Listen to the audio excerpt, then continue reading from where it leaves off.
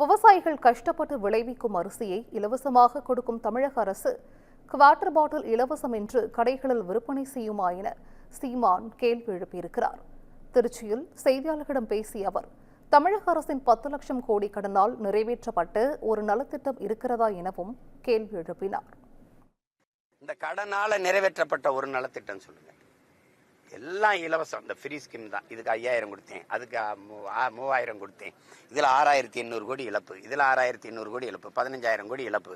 ஆசிரியர் வீதியில் நிற்கிறான்ல, ஊதிய உயர்வுன்னு 58 கோடி தான் தேவைப்படுது. நீங்க குவார்டர் எல்லாருக்கும் இலவசம்னு கடையில் வைப்பீங்களா? ஒரு 10 குவார்டருங்க இலவசம்ங்க பண்டிகைக்கு, அப்படிதான் சொல்லுதா அந்த அரசு?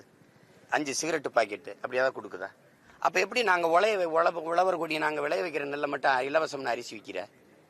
நான் நெய்த கஷ்டப்பட்டு ஒரு வேட்டிக்கு ஒரு சேலைக்கு 60000 முறை மிதிக்கிறான் ஒரு நெசவாளி. அந்த கால் கைக்கிட்டு 60000 முறை அந்த பெடல் அந்த மிதிக்கிறான். அப்ப 60000 முறை அந்த கைத்தறி ஆட உலகத்துல எவ்வளவு விசைத்தறிக்கும் அதுக்கும் எவ்வளவு வித்தியாசம் இருக்கு. பாரம்பரிய நெசவை பொங்கல் தீபாவளிக்கு இலவசம்னு இந்த வேட்டி சேலை வாங்கிட்டு வந்து எல்லாம் என் உழைப்பை கொச்சைப்படுத்தி அந்த உழைப்புக்கு மரியாதையே இல்லாம செஞ்சிடுறேன். நெல் அரிசி இலவசம், வேட்டி சேலை இலவசம்.